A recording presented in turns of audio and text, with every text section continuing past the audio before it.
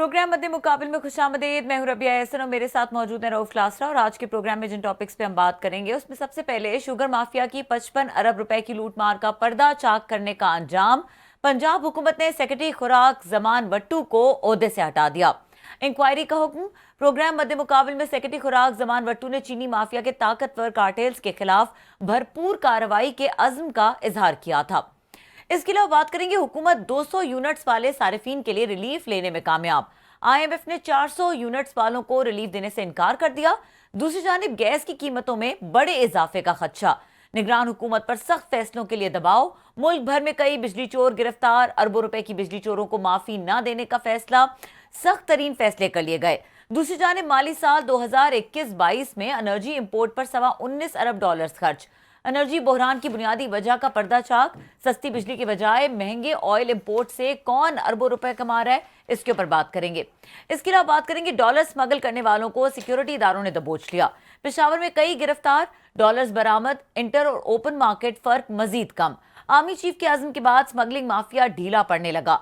Currency market control करने वालों के खिलाफ मौसर कार्रवाई से पाकिस्तान किस तरह बहरान पर काबू पा सकता है, इन तमाम बातों पर बात करेंगे आज के इस प्रोग्राम में। और सबसे पहले क्लास साहब, परसों हमारे शो में सेक्रेटरी खुराक मौजूद थे जमान वट्टू साहब, और उन्होंने बड़े अज़्म का इजहार किया था कि मैं ये जो माफिया है इसके ऊपर हाथ डालूंगा। काफ़ी इंकशाफात भी किए उन्होंने, उनको ओहदे से हटा दिया। क्या क्या हुआ ये बड़ी इस मुल्क की मेरा ख्याल है जो कुछ आज हुआ है वहाँ पे उनके साथ सेक्रेटरी फूड जो है जमान वट्टू साहब, ये सारा आपको बताता है कि इस मुल्क में कौन रोल करता है और किस बंदे की चलती है, किस कार्टल की चलती है और कौन लोग जो हैं वो इस मुल्क को डिक्टेट करते हैं। मतलब जब ये खबर मेरे सामने आई, मैंने ट्विटर पे देखी कि ही हैज़ बीन डिसमिस्ड, तो उससे पहले ना मुझे वहाँ से किसी का कोई फ़ोन आया पंजाब हुकूमत के किसी इसका कि वट्टू साहब जो है ना वो आपके शो में थे तो हमें लिंक चाहिए। मुझे उस वक्त ना थोड़ा सा हुआ कि मैं समथिंग इज़ रॉटन समवेयर। उन्होंने कहा जी वो आए थे सेक्रेटरी साहब आपके प्रोग्राम में थे, टैलेंट न्यूज़ पे थे, तो उनका वो हमें वो चाहिए, लिंक चाहिए। मैं नो इट्स ए पब्लिक, देख सकते हैं। तो वो बाद में मुझे उनसे पूछा या किसी और से मैंने चेक किया कि मैं कि लिंक हमारे प्रोग्राम का मंगवा के ये ज़रूरत क्यों पेश आ गई है। तो साथ ही खबर सामने आने लग गई कि जनाब के उनको ये जमान वट्टू साहब जो हैं उन पे जनाब मोहसिन नकवी साहब जो हैं निगरान वज़ीर आला बड़े शदीद बरहम हुए हैं और उनको फौरी तौर पर उनको सेक्रेटरी फूड के ओहदे से हटा दिया गया है। वजह बड़ी दिलचस्प है। वजह ये बताई गई है कि जनाब इन्होंने जो शुगर इंक्वायरी की थी जिसकी खबरें भी चली थी, तो उसमें इन्होंने गलत बयानी की है और वो शुगर मालकान जो है ना उनकी इज़्ज़त नफ्स को ना बड़ा शदीद उनको धचका लगा है। अच्छा। मतलब उनकी इज़्ज़त ये प्रोटेक्ट हो रही थी। अवाम की कोई इज़्ज़त नहीं है, ब्यूरोक्रेट्स की कोई इज़्ज़त नहीं है, किसी की कोई इज़्ज़त नहीं है। लिहाजा उनको जो सज़ा दी गई है इस बात की दी गई है कि आपने ये 2 पेजेस की इंक्वायरी रिपोर्ट आपने निकाली थी जिसके हमने भी दिखाए थे, वट्टू साहब से गुफ्तगू भी की थी, उसमें उन पे जनाब वो आके पूरा मलबा गिरा है। ये अब इसको उस पर हम थोड़ी सी लंबी बात करेंगे कि इंक्वायरी भी होगी कि आपने गलत बयानी की। मतलब इसमें कौन सी गलत बयानी है, मोहसिन नकवी साहब से पूछना चाहिए। बड़े मेरे मेहरबान हैं, थोड़ी सी दिल चाह रहा है कि ज़रा उनके साथ थोड़ी सी गुस्ताखी कर ली जाए कि इसमें कौन सी गुस्ताखी हो गई है, कौन सी गलत बयानी हो गई कि चीनी का सर्कुलर उन्होंने जारी किया था उन्होंने कि 100 रुपये पे होगी और वो 180 रुपये पे बेच रहे हैं। और शहजाद अकबर ने कहा था कि 1 रुपया बढ़े अगर तो 5 बिलियन रुपीज़ का फ़र्क पड़ता है, आवाम की जेब से पैसे निकल जाते 1 रुपये पे। मैं बल्कि उस दिन उनको कहा नहीं है वट्टू साहब के, उन्होंने बड़ा कम फिगर लगाया 55 बिलियन रुपीज़। तो पीनेट्स हैं इनके अगर देखा जाए ये तो 1-2 दिनों की मार लगती है। अगर शहजाद अकबर साहब के बयान को सामने रखा जाए, यहाँ पे 80 रुपया बढ़ गया, 80 को दें, यहाँ 5 के साथ ज़रब दें, यहाँ ये कितने बिलियंस बनते हैं आपके? ये तो 400 बिलियन से ऊपर की बात जानी चाहिए थी और ये पिछले 3-4 महीने से हो रहा है। उन्होंने फिर भी फिगर जो है ना पीछे रखा है। सो गुस्सा इस बात पे आया उन्होंने कि जनाब कि इस रिपोर्ट में उन्होंने, जो मुझे बाद में पता चला कुछ लोगों से बात हुई है कि इसमें जजेस का जिक्र क्यों किया गया था जी, उन्होंने स्टे दे के रखा हुआ है। मतलब 4 माह या उससे 4 मई से स्टे है कि अब जो इनको शुगर मिलों को कुछ नहीं कह सकते, इनको आप छेड़ नहीं सकते, इनके खिलाफ कार्रवाई नहीं कर सकते, इनके मिलों पे छापे नहीं मार सकते।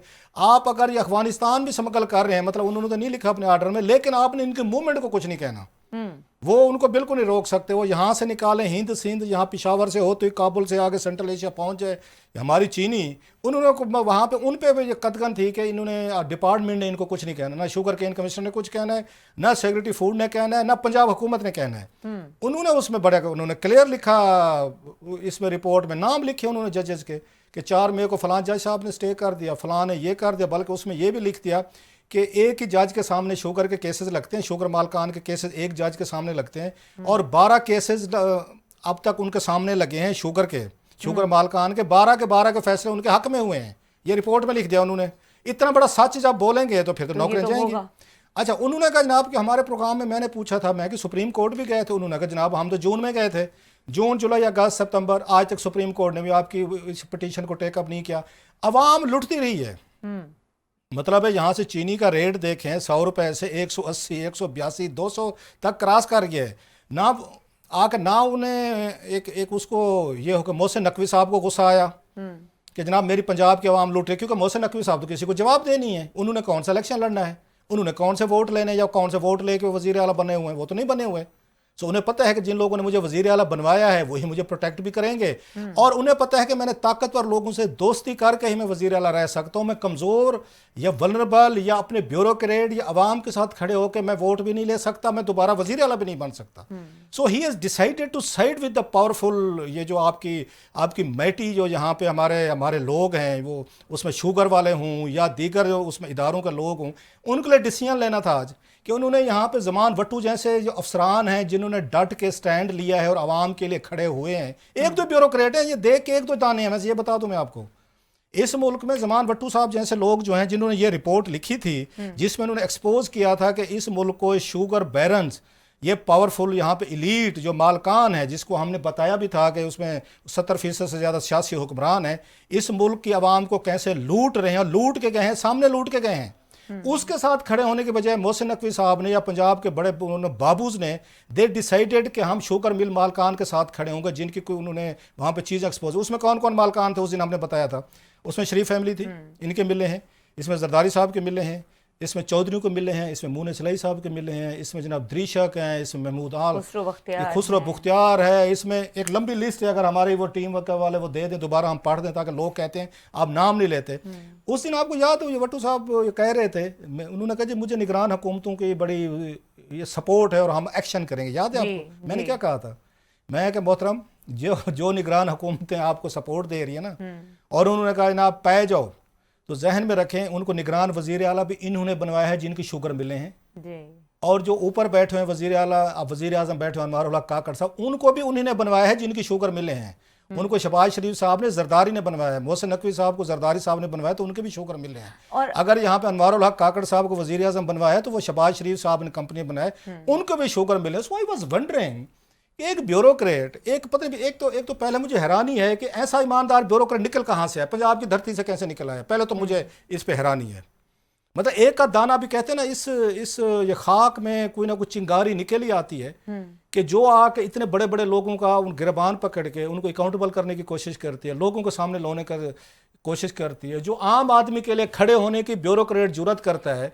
So that's more surprising for me. Present भी है। इखलास साहब कल भी हमारे शो में सजाद बाजवा साहब थे, वो भी यही बात कर रहे थे और वो पीटीआई गवर्नमेंट का जिक्र कर रहे थे कि उन्होंने ये काम कोई कार्रवाई करने की कोशिश की तो उनको भी इस तरह से हटा दिया गया ओहदे से। तो ये तो मोडस ऑपरेंडी बन गया। और फिर ये वो सियासतदान है जिन्होंने कल पार्लियामान में बैठ के लेजिस्लेशंस करनी है, तो ये किस तरह से होंगे, ये चलेंगे कैसे मामलात? अभी जब खान साहब के दौर का है ना स्कैंडल, उसमें मेन कौन कल्परेट थे, मुलजिम कह लें या फैसिलिटेटर जिनके नाम आए थे, जिम्मेदारी हुई थी, जो इंक्वायरी हुई थी उन्होंने की थी, जीआईटी ने की थी, एफआईए ने वाजिद जिया साहब थे, असद उमर साहब, अब्दुल रज़ाक दाऊद साहब, उस्मान बुज़दार साहब, ये तीन तो बड़े थे ना कि जो डायरेक्ट थे। बाकी खान साहब और उनकी कैबिनेट आती थी।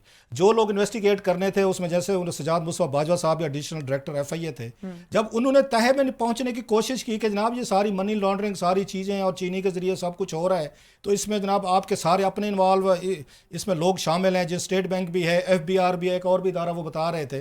तो उन्होंने कहा जनाब आपने हमारी इंक्वायरी शुरू कर दी है, मतलब हमें कुछ ना कहें, हम अगर 2 नंबरें कर रहे हैं, 10 नंबरें कर रहे हैं और इस पैसे को मनी लॉन्ड्रिंग के जरिए इस्तेमाल कर रहे हैं, आप हमें कुछ ना कहें।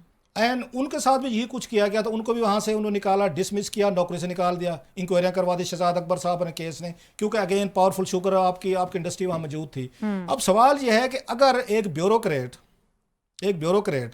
वो खड़ा हो जाते और बड़ी मुश्किल से कोई ऐसा बंदा को निकल आता है जो जुडिशरी पे भी बात कर लेते कि सर ये देखें 4 महीने से हमारी पटिशनें पड़ी हुई हैं और वहाँ पे ये अदालतें जो है ना वो नहीं उठा रही, यहाँ से नहीं देख रही, ये हमारी आप पटिशन नहीं सुन रही। आपकी उसके बाद कहते हैं कि जनाब ये फलां फलां लोग हैं, ये मिले हैं, इतने इतने अवाम के पैसे जो है ना वो भी यहाँ से निकल गए हैं। तो उसके बाद उसका जो हशर किया गया है इनका इनका भट्टू साहब का, इसके बाद कौन ब्यूरोक्रेट खड़ा होगा, कौन यहाँ पे कोई बात करेगा और इस तरह की क्लास चीजें साहब करेगा? हमारे पास नाम मौजूद हैं जो अपने नामों का जिक्र कर पढ़े रहे थे, हैं वैसे जरा। आपने यही बोल दिए हैं सबके नाम नहीं नहीं, पढ़े, तकरीबन। दोबारा पढ़े, लंबे नाम है। जी, इसमें जो नाम लिखे हुए ये हैं, शुगर मिल मालकान है, जरा ये पहले जी, क्लियर करें। शुगर मिल मालिकान में जहांगीर तरीन है, उनकी 6 शुगर मिल्स हैं। शरीफ ख़ानदान है, उनकी 9 शुगर मिल्स हैं।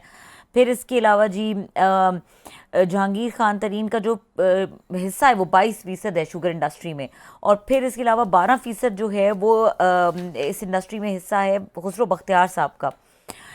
हुमायूं अख्तर साहब की 3 शुगर मिल्स हैं, 10% का उनका हिस्सा है। फैसल मुख्तार, जहांगीर तरीन के कज़न शमीम खान, इनकी भी 4 शुगर मिल्स हैं।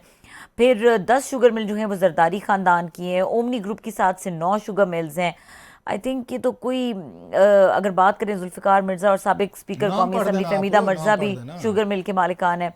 वज़ीर अब्बास, सरफराज, इसके अलावा आई थिंक ये बहुत बड़ी लिस्ट है। मखदूम, अहमद महमूद, नसरुल्लाह दरेशक, चौधरी शुजात, परवेज़ इलाही और मियाँ अजहर समेत और भी बहुत सारे सियासतदान हैं जिनकी शुगर मिल्स हैं। तो ये रह कौन गया पीछे, सवाल ही नहीं फिर ये नहीं, फिर तो भट्टू साहब के साथ ये कुछ होना था। आपका क्या ख्याल है?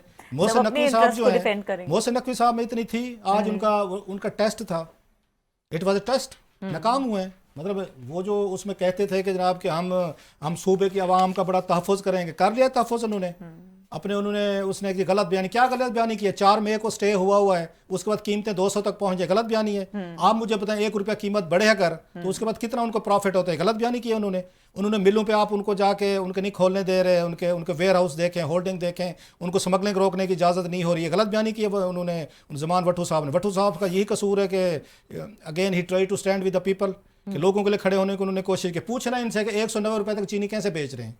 अगर आपको इतराज़ भी था, आपको बता 4 महीने तक कोई स्टे चलता है, आप मुझे बताएं, और 4 महीने सुप्रीम कोर्ट आपका केस टेकअप ना करे और कुछ ना किया जाए, जो अफसर इसको पॉइंट आउट करेगा उसको हटा दिया जाएगा।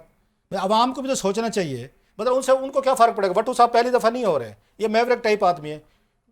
अगर मुझे याद है, डॉक्टर जफर ताफ यहाँ पे सेक्रेटरी एग्रीकल्चर थे, उनके पीछे भी एप्टमा पड़ी रहती थी, उनके पीछे भी शुगर मिल माफिया पड़ा रहता था, क्योंकि वो किसानों की बात करते थे। सारी उम्र उन्होंने यही कुछ भुगता है। उन पर शरीफ खानदान ने भी पर्चे करवा दिए थे। उनका दूध इनके थे, ये हो गए शहबाज शरीफ साहब के बच्चे थे, इन्होंने यहाँ पे अपना एक दूध इन्होंने ब्रांड लॉन्च करना था लाहौर में, अनहार के नाम से। चिन्योट से वगैरह दूध वगैरह लेके आते लाहौर में, पहले से वहाँ पे हल्ला दूध मौजूद था। एक कॉरपोरेट आप उसको कह रहे हैं, एक ऑलरेडी वहाँ पे मौजूद थी, उसके वो चेयरमैन थे, डॉक्टर जफर ताफ, ऑनरेरी चेयरमैन थे। हल्ला दूध बड़ा सस्ता, वो 50 रुपए के पता नहीं उस पर दे रहे थे, ये उस पर 100 रुपये पे बेच रहे थे। इन्हीं शहबाज शरीफ साहब के दौर में डॉक्टर जफर ताफ साहब पे अपने बच्चों को उन्होंने फैसिलिटेट करने के लिए, दूध बिकवाने के लिए इन्होंने उन पर पर्चे किए और हल्ला दूध को बंद करवाया, और 72 साल की उम्र में उस पर डॉक्टर जफर ताफ साहब पे पर्चे करवा दे, उनकी पूरी टीम पे करवा दे कि मेरे बच्चों का कारोबार बने। ये पाकिस्तान की लीड है, ये शहबाज शरीफ साहब के काम है। आज आपने, और इस तरह के ऑफिसर जो होते हैं वेरी फ्यू, मतलब मैं तो आपको ईमानदारी से बताऊं, डॉक्टर जफर ताफ साहब की डेथ हुई थी 2015 में, रिटायर हुए थे शायद 2001 में। मैं तो कहता हूँ कि 20 साल बाद एक ऐसा मुझे कोई नज़र आया है, एक ब्यूरोक्रेट, हालांकि मेरी कोई ज़मान भट्टू साहब से कभी मुलाकात भी नहीं हुई, मैं मिला भी नहीं हूँ, लेकिन जब मैंने उनकी रिपोर्ट पढ़ी है, ये जो मतलब उस दिन भी हमने कही थी, उसके बाद आपको अंदाज़ा हो जाता है कि ये किस तरह का अफसर है। इट्स इनफ फॉर यू, आपकी आंखें खुल जाती हैं कि मुझे खुशी ये है कि 20 साल ये ज़मीन बंजर नहीं हुई। ब्यूरोक्रेसी को मैं वो दाद दूंगा कि कोई एक आध दाना आप में बचा, नहीं तो यहाँ क्लर्क लेवल के लोग सेक्रेटरी बन चुके हैं मोस्टली, ये हमने देखने में आ रहा है। क्लरिकल टाइप लोग जो हैं, जिन्हें सुपरिटेंडेंट होना चाहिए, उससे ऊपर प्रमोशन नहीं होनी चाहिए थी, वो ग्रेड 20+ लेके बैठे हुए हैं और आपका मुल्क चला रहे हैं। मुझे खुशी इस बात की है कि यहाँ DMG में या PS जिसको कहते हैं, कोई एक आध बंदा निकल आया है जिसने कहा व्हाट कम में, मुझे घर भेजना है, मेरे ख्याल इंक्वायरियाँ करनी है, मुझे डिसमिस करना है, आपने करप्ट लीड को बचाना है, आप पावरफुल बचाएं, but I will stand with the people, I will stand with the facts and इसके ट्रूथ। सो आज मेरा ख्याल है ज़मान भट्टू साहब को खुश होना चाहिए। ये बखर में DC थे, मैंने इनका प्रोफाइल थोड़ा सा अगर बैठ के मैं चेक किया, उस सब अगेन वहाँ पे इन्होंने यही काम किया, कोई कंप्रोमाइज़ नहीं किया। बाद में केन कमिश्नर बने ये, इन्होंने वहाँ पे यही काम किया, टफ टाइम दिया इनको, इसको ये जो आपके शुगर मिल मालकान है, पैसे नहीं दे रहे थे, किसानों के पैसे नहीं दे रहे थे गन्ने के, अब इन्होंने फिर टफ टाइम दिया है। और अभी मुझे एक ना उस लतीफ़ा याद आ रहा है, वो कहते हैं 2 टांगे जा रहे थे, सवारियाँ बैठी थी, तो उसके बाद उन्होंने दौड़ लगा दी ना, आपस में दौड़े में रेस से भी लगते हैं कि वो टांगे वाला आगे क्यों निकल गया तो मैं पीछे क्यों रह गया हूँ। तो एक ने जब तेज़ किया तो उसकी सवारियों ने रोला डाल दिया, कि जनाब ऐसा कर। दूसरे वाला आगे निकल गया थोड़ा सा, जब सवारी ने रोलर डाला तो उसने उसको कहा टांगे वाले को कि जनाब कि मैं तुझे यहाँ जीतने तो ना देगा, क्या करूँ, मेरी सवारियाँ डर गई हैं, ये मेरा साथ छोड़ गई हैं पीछे से, नहीं तो मैंने तुझे जीतने नहीं देना था। वो पंजाबी में कुछ और कहा था, मैं टीवी पे ये कुछ कह सकता हूँ कि उसने क्या कहा था उनको पूरा। सो मंजूर भट्टू से ये सारे जमान भट्टू सब अकेले निबड़ लेते हैं इनसे। ये जो आपके माफियाज है, ये शुगर के वाले हैं, मालिक हैं, लेकिन मसला ये है कि जो इनके पीछे सवारियाँ हैं, जिसमें उनका वो है, उसमें ये मोहसिन नकवी साहब जो हैं, मोहसिन नकवी साहब ने अपनी वफादारियाँ उन्हीं के साथ निभानी थी जिनके साथ निभाई हैं। और मुझे बड़ा दुख हो रहा है, मुझे अफसोस हो रहा है कि आपने अपने अफसर के साथ खड़े होने की बजाय, उसके फैक्ट्स देने की बजाय, इंक्वायरी रिपोर्ट देखने की बजाय, लोगों को देखने की बजाय, आपने बैठ के एक ही हल्ले में, मतलब आप मुझे बताएं मोहसिन नकवी साहब 4 में से स्टे हुआ है और आप उसके वजीर आला बैठे हुए, आप बताएं आपने कितनी कोशिशें की हैं स्टे को खारिज कराने के लिए। आप अटॉर्नी जनरल से मिले, आप लॉ मिनिस्टर से मिले, आपने कोई प्रेस कॉन्फ्रेंस की, आपने कोई बयान जारी किया, कोई चैनल पर रिपोर्ट चलवाई कि जनाब ये देखें इस मुल्क के साथ ज्यादती हो रही है, जहाँ इसे 4 में से स्टे दिया हुआ है कि आपको फूड डिपार्टमेंट जो है शुगर मिलों के खिलाफ कोई कार्रवाई नहीं कर सकता, और 200 रुपये तक ले गए वो उसकी प्रेसेस जो है। ये एक्शन लिया है ना क्लास साहब? एक्शन ले लिया। एक ब्यूरोक्रेट उनके हत्या चढ़ता था, उसको उन्होंने कर लिया। क्लास साहब, अगर इस तरह के प्रेसिडेंट सेट होते रहे, जो होते रहते हैं पाकिस्तान में, तो कौन हाथ डालेगा इनके ऊपर? हम फिर हर वक्त बात करते हैं कि इनको पकड़ा जाए, इनके खिलाफ कार्रवाई की जाए, कौन डालेगा ये हाथ? किसी दौर में, अच्छा बहुत सारे लोग पता क्या कहेंगे अब इसको सुनकर, वो जी इमरान खान साहब का दौर हो तो खान साहब ने ऐसे नहीं करना था। अभी कल के प्रोग्राम में यही बात हुई था ना, सुन ले जरा।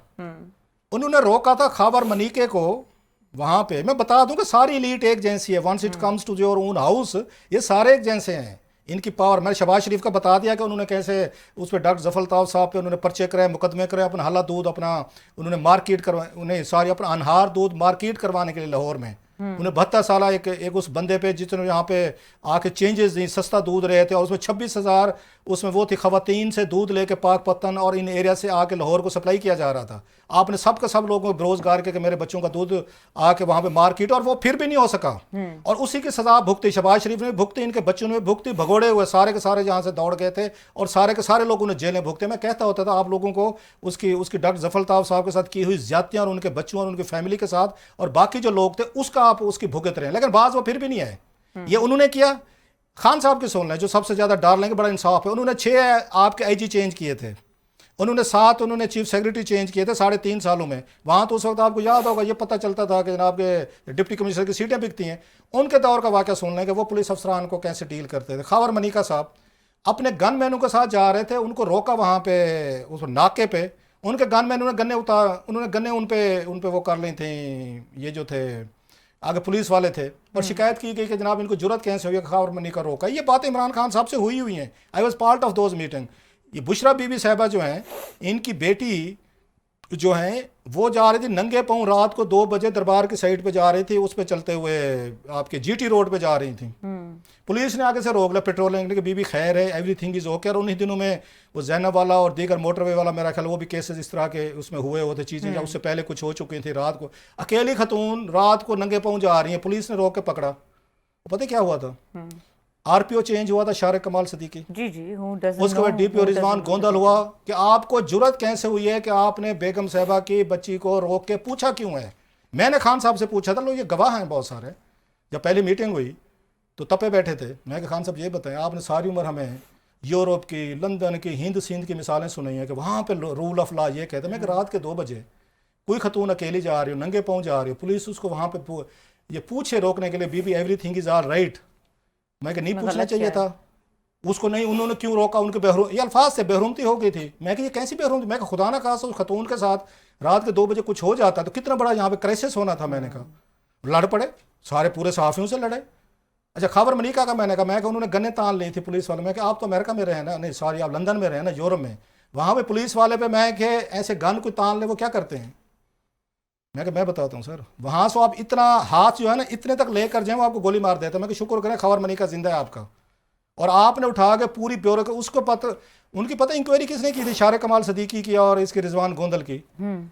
वजीर आला हाउस में इनको बुजदार साहब की मौजूदगी में बुलाकर एहसन जमील गुजर जो हैं उन्होंने इंक्वायरी की थी। ये उनके खान साहब का दौर था, और खान साहब लड़ते रहे थे साफियों से 2 घंटे तक, और उन्होंने रिजवान गोंदल को उन्होंने नहीं लेने दी थी कि पोस्टिंग इसकी नहीं होगी, इसके रिजवान गोंदल की, जब तक मैं प्राइम मिनिस्टर हूँ। ये सारे के सारे हुक्मरान लीड जो है, आप उनका मोहसिन नकवी साहब का दाव चला है, आज उन्होंने उड़ा के रख दिया बादशाह। मैं खुद हैरान हो रहा था।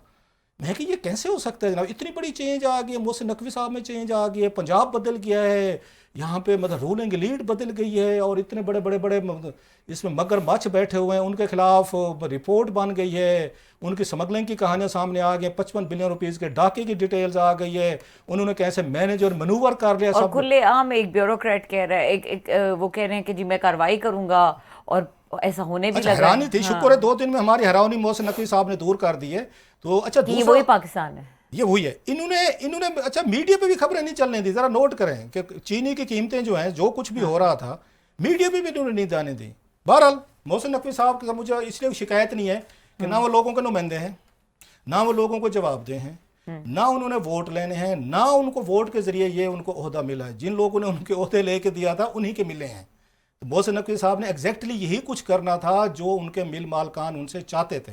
एक टेलीफोन कॉल की मार हुए मोहसिन नकवी साहब, एक मौके मिलते होते हैं डट जाते हैं। तारीख में लिखा जाना था कि मोहसिन नकवी जो हैं वो भी एक दफ़ा निगरान वज़ीर आला रहे, अब 6 महीने रहे या 6 साल रहे। और इस बात पे लास्टली, क्योंकि आजकल सारी चीज़ें वही कर रही है ना, हमारी आर्मी कमांड कर रही है ना, मेरा ख्याल है उनको इस अगेन जो कुछ पंजाब में किया मोहसिन नकवी साहब ने, जब चीफ साहब, आर्मी चीफ साहब सारी चीज़ें देख रहे हैं ना, कि अनवारुल हक काकड़ साहब की तो नहीं चलती, वो तो बेचारे यहीं पे वज़ीर आज़म हाउस में रोज़ 8-10 सहाफ़ियों को बुला के एक अच्छी इंग्लिश में और अच्छे उसके साथ वो बैठ के तकरीर ही कर सकते हैं, बाकी तो उनके पास में नहीं है। मेरा ख्याल है आर्मी चीफ साहब को, क्योंकि मुल्क इस वक्त आपको पता है वो चीज़ें वहीं से चल रही हैं।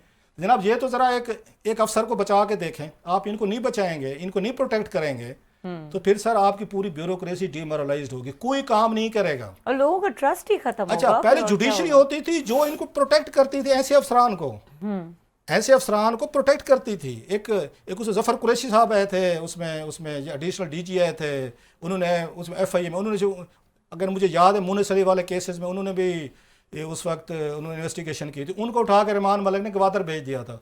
बाद को उन्होंने ये तो मेरे हसनैन असगर साहब थे, इनको उठा के गिलानी साहब के केस की वो कर रहे थे, इंक्वायरी कर रहे थे, उनको गिलगत भेज दिया था। तो उनको आके उस वक्त सुप्रीम कोर्ट ने उनको प्रोटेक्ट किया था और उनके ट्रांसफ़र कैंसिल कराए थे। अब तो वो चीज़ भी नहीं रही, क्योंकि वो चीज़ें सारी की सारी जो है, अदालतें जो हैं वो तो इन अफसरान को प्रोटेक्ट करने को तैयार नहीं है। सो चीफ साहब, क्योंकि आप सारे मामला देख रहे हैं, अगरचे उस बहुत सारे लोग मुझे कहेंगे जनाब आप बड़ी अनकॉन्स्टिट्यूशनल और आप गलत डिमांड कर रहे हैं, लेकिन क्या करें जनाब, ये बाकी चीज़ें ये कॉन्स्टिट्यूशनल हो रही हैं, बाकी चीज़ें आईनी हो रही हैं, कि ऐसे अफसरान को प्रोटेक्ट करें। अगर आपने मुल्क में एक अच्छा एक मैसेज भेजना है, आपने कुछ इस माफियाज को कंट्रोल करना है। आज माफिया ने उठ के एक अफसर को उन्होंने उठा के ना सिर्फ इंक्वायरी हो रही है, बल्कि उसके खिलाफ पर्चे भी करवाएंगे, उसके खिलाफ उसको डिसमिस भी करवाएंगे और हटवाएंगे उसे। ये आपकी ड्यूटी है, आप ऐसे लोगों को बचाएं अगर बचा सकते हैं। अगर सबका मिला हुआ है, पूरी एलीट मिली हुई है, ऊपर से टॉप से बॉटम तक, मज़े करें जनाब, और आवाम को मुबारक हो कि कैसे कैसे जो लोग आपके लिए खड़े होते हैं, स्टैंड लेते हैं, उनका क्या हशर होता है। लेकिन हैरत से डाल दिस, मैंने डॉक्टर जफर अल्ताफ साहब को देखा, सारी उम्र लड़ा हुआ बंदा, ब्रेव हार्ट, नेचर जो है ना ऐसे लोगों की मदद भी करती है, खुदा भी मदद करता है। वो ग्रेड 22वां भी लेकर रिटायर हुए, वो 3 दफ़ा फेडरल सेक्रेटरी भी रहे। और भी लोग हैं जिनकी मैं मिसालें दे सकता हूँ, भट्टू साहब को, उनके तसल्ली के लिए। यहाँ पे मीर जुबैर महमूद थे, again a maverick police officer, brave, bold and honest, वो भी सारी उम्र लड़े, उन्होंने भी चीज़ें देखी, 22वां ग्रेड लेके IG के तौर पर रिटायर हुए। इसके बाद तारिक खोसा साहब को मैंने देखा, वो भी इसी तरह के थे, सारी उम्र वो इन माफियाज और पावरफुल के खिलाफ लड़ते रहे। इसके बावजूद ग्रेड 22वां भी मिला, वो भी फेडरल सेक्रेटरी रहे और वो DG FIA भी रहे। आप डटे रहें जनाब भट्टू साहब, आपने अपनी ड्यूटी पूरी की, किसी और महकमे में जाएंगे इसी तरह डटे रहें। नेचर भी सपोर्ट करेगी, खुदा भी करेगा, बाकी तुसी जागते रहना। हाँ। इस पे ना रहना, हमारी आवाम पे भी ना रहें और हमारे उस पे भी ना रहें बाकी लोग। ठीक है क्लास साहब, यहाँ पे वक्त हुआ है ब्रेक का, और ब्रेक के बाद बात ये कि IMF के साथ जो हुकूमत की तरफ से खबरें आ रही हैं, वो ये कहा जा रहा है कि एक पार्शियल रिलीफ टाइप की कुछ सिचुएशन है जिस पे IMF ने एग्री कर लिया है 200 यूनिट कंज्यूम करने वाले सारिफीन के लिए। अब ये 25 करोड़ के मुल्क में 4 लाख की आबादी बनती है जिससे मुस्तफीद होगी, तो ये वाकई कोई रिलीफ है या नहीं है, इसके ऊपर बात करेंगे। ब्रेक के बाद हमारे साथ रहिए।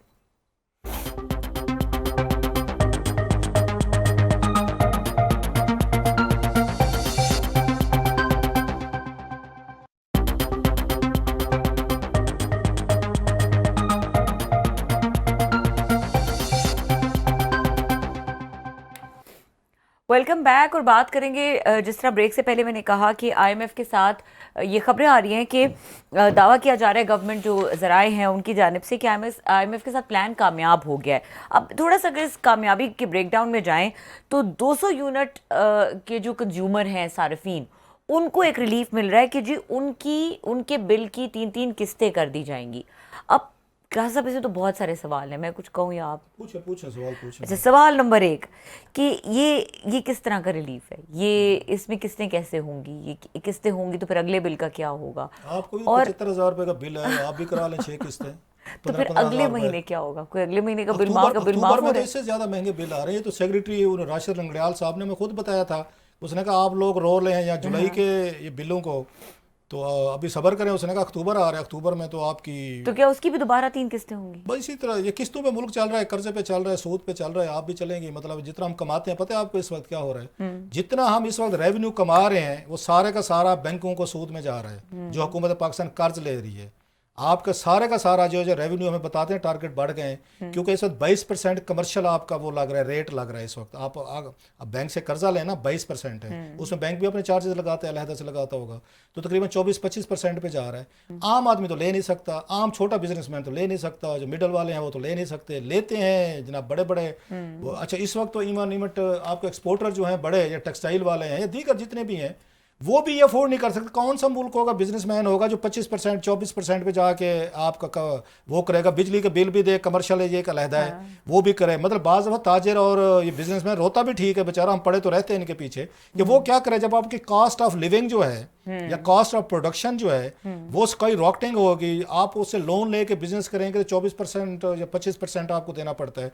आपको कमर्शियल बिजनेस में आम जो सारिफ है, ये डोमेस्टिक सारिफ, उसको अगर बिजली जाके पड़ी है उसको 50-60 रुपए और अगले महीने कह रहे हैं 90 रुपए आएगी, तो कमर्शियल का अंदाजा कर लें, फिर लोग तो बिजली चोरी करेंगे।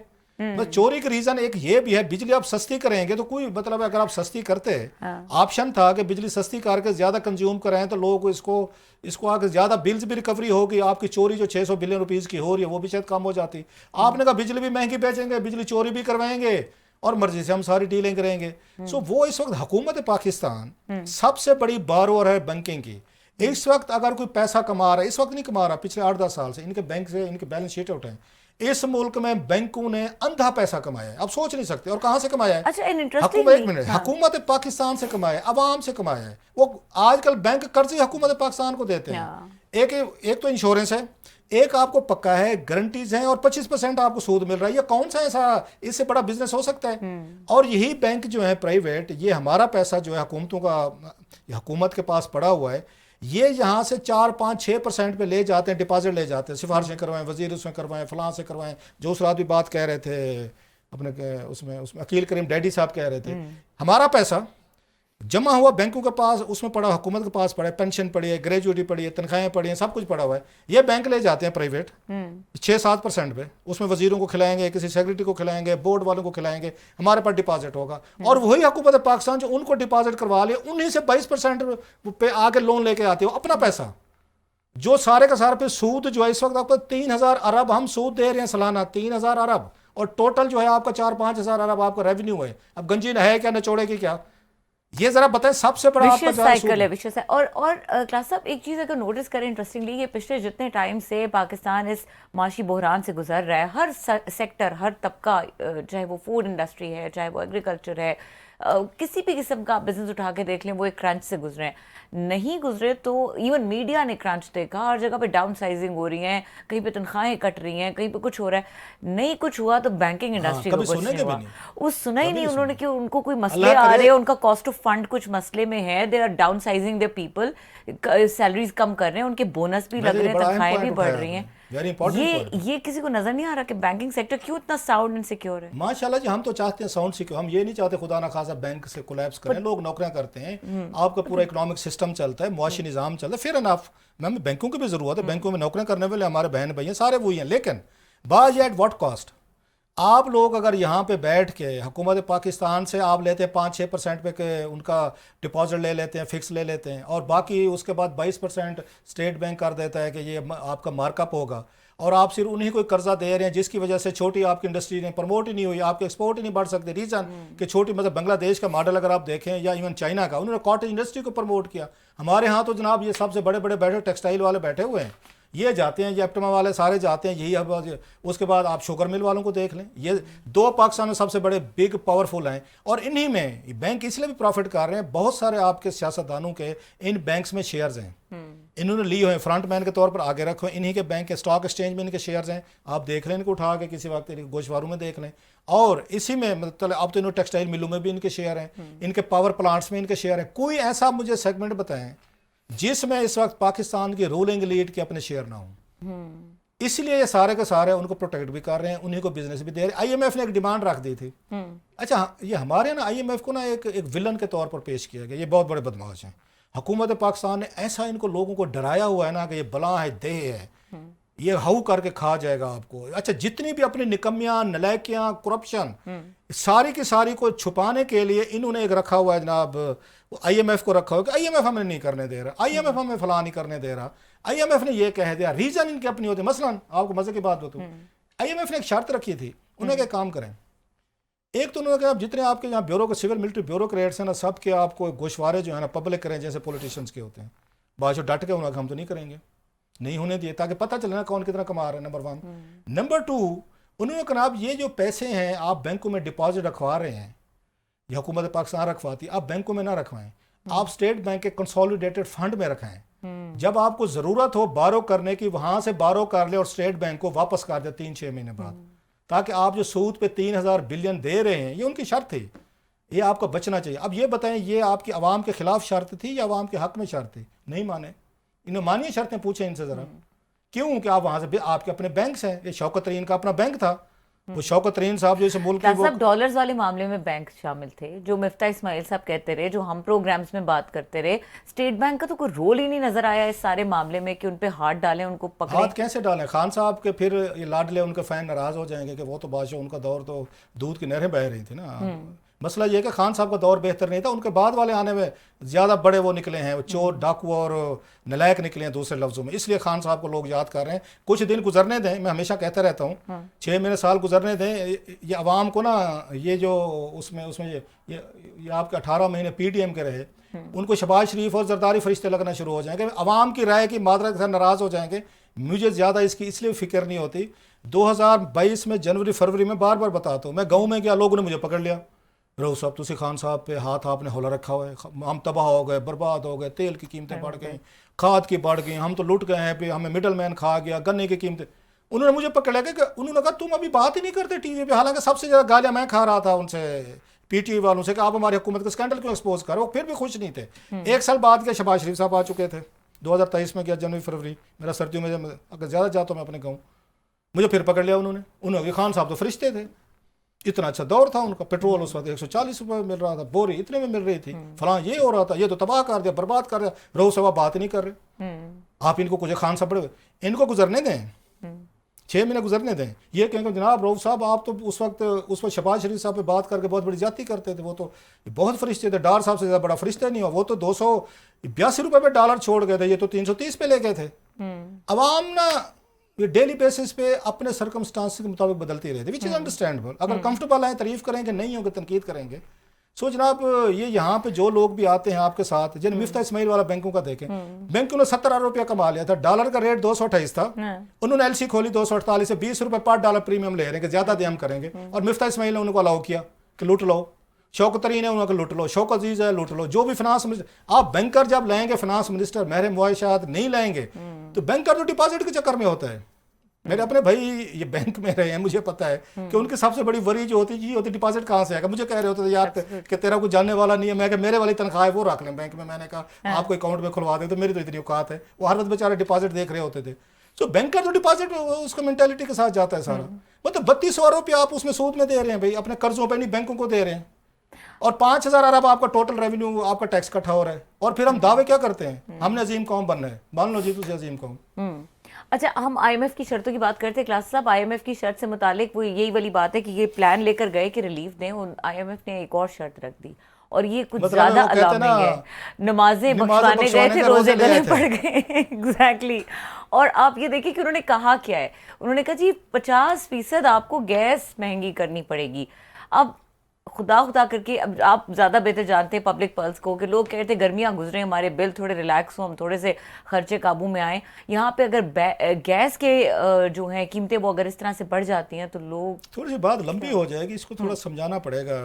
ये हो सकता है हम अगले वाला ब्रेक के बाद ब्रेक के बाद कर आ लें। जाएं। अगला जो दूसरा सेगमेंट है, ये बड़ा अहम क्वेश्चन है आपका। लोगों को थोड़ा सा आज पता नहीं क्यों मेरे ऊपर दौरा पड़ा बैठा है कि इस पे बात होनी चाहिए। इसको ब्रेक के बाद वापस आए, इसको तफसील से देखते हैं कि आईएमएफ को क्यों हमसे दुश्मनी है, कि वो हद गैस बढ़ाओ, फलानी चीज बढ़ाओ, पेट्रोल बढ़ाओ, वो क्यों दुश्मन हो गए हमारे। That's a very interesting question. उन्हें क्या फर्क पड़ता है कि पाकिस्तान में गैस प्राइस क्या हो, पेट्रोल क्या हो, फलाना क्या हो, क्यों हो। और हमने कैसे उनको विलन बना के पेश किया हुआ है, भाऊ करके दिखाया हुआ है अपनी उसका।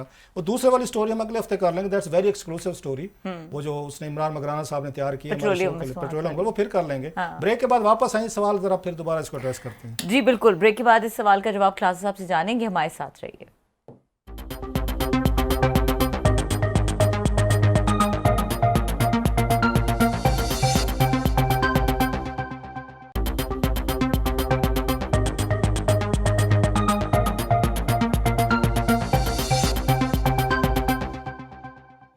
Welcome back. क्लासेस, अब आप काफ़ी आईएमएफ को लेके इसकी शर्तों को एक्सप्लेन करने के लिए इमोशनल हुए हैं। अगर आप माइंड ना करें तो हम ये बात अगले हफ्ते पे ले जाएं, लंबी बात हो जाएगी और टाइम कम है, फिर वो जल्दी जल्दी में आपको समेटना पड़ेगा। इस कौम को ना थोड़ी सी बात करनी है मैंने, कि आईएमएफ आपका दुश्मन है या आपकी यहाँ पे ब्यूरोक्रेसी, आपका पॉलिटिशियन, आपके हुक्मरान जिनके लिए आप जाने देने पे तैयार हैं, बच्चे कुर्बान करने पे तैयार हैं, जिनके नारे मारते हैं, जिनको चंदे देते हैं, जो आपसे माल लेते हैं, पैसा लेते हैं, आप पे हक के हुक्मरानी रखते हैं और आपको जलील करके रखते हैं। और जब इस तरह का कोई एक आध अफसर कोई खड़ा हो जाए आपको ले, तो उसको उठा के बहर फेंकते हैं, जैसे जमान भट्टो की बात की है।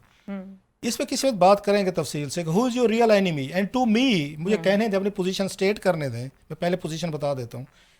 ये आईएमएफ आपका दुश्मन नहीं है। ये बात मैं अगले हफ्ते आपको तफसील से समझाऊंगा कि आईएमएफ आपसे ये क्यों काम करवाता है और किस वजह से करवाता है। आपके लुटेरे जो है ना, ये डाकू जो मतलब आते हैं, ये कैसे अपने अपनी उस जेबें भरने के बाद, डेफिसिट करने के बाद, इदारों को तबाह करने के बाद ये आईएमएफ के पास जाते हैं कि अब हमें कर्जे दें, लोन दें, और आईएमएफ इनको कैसे गाइड करने की कोशिश। सिर्फ मैंने आपको दो बातें बताई हैं।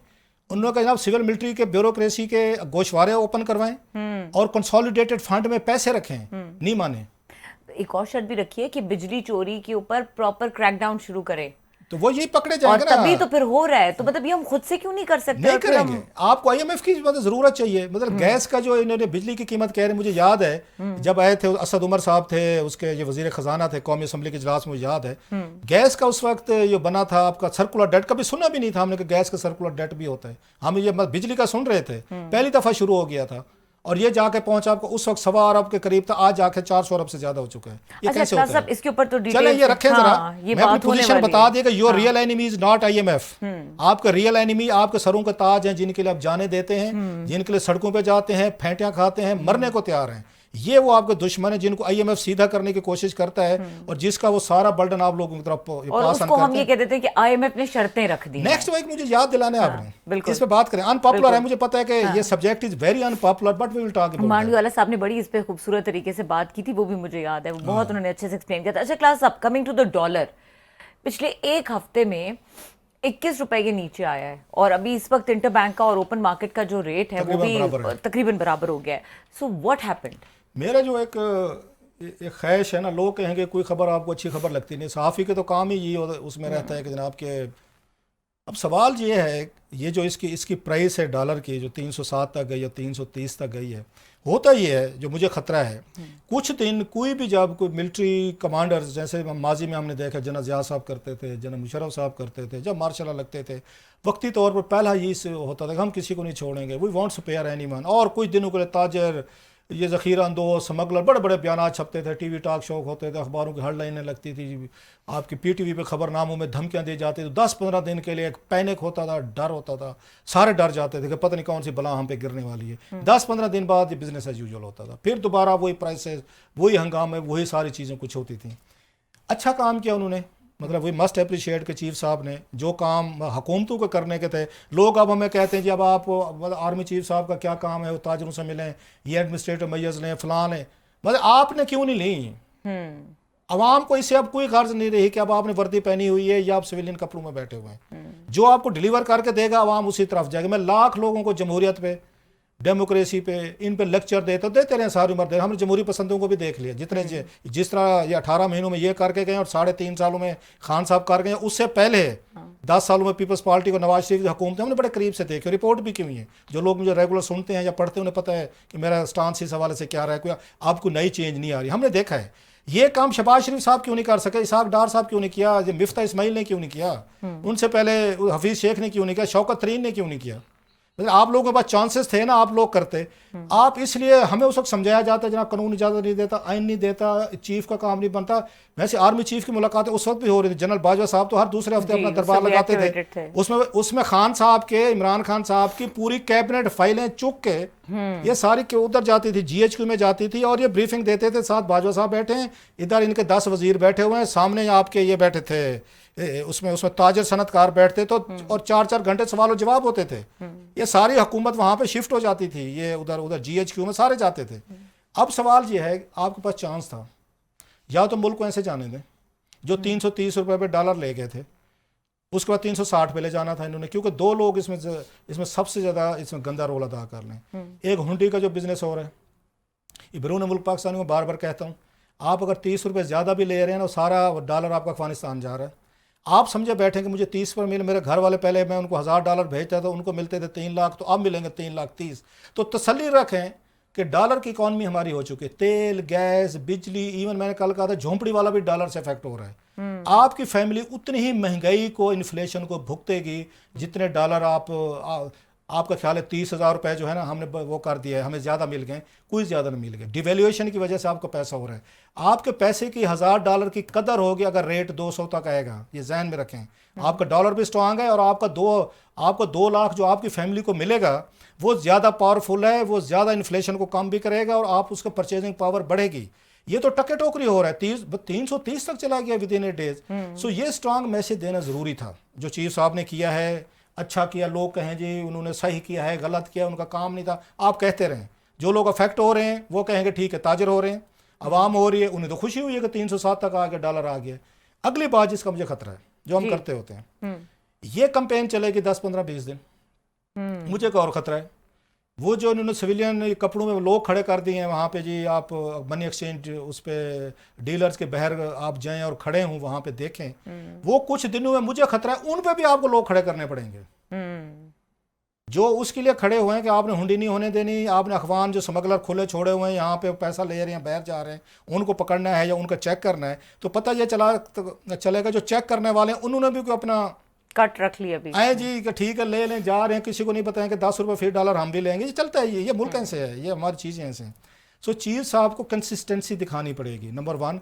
दूसरा, जो मनी एक्सचेंज डीलर्स आपके हैं, जिस तरीके से आपने खुला इनको छोड़ा है, ये उन मुल्कों में होता है जहाँ पे आपके फॉरेन रिजर्व जो हैं 400 अरब डॉलर हैं, 300 अरब डॉलर हैं, वहाँ पे आप मार्केट को अलाउ करते हैं कि फ्री फॉर ऑल है, कि उनको फ़र्क नहीं पड़ता।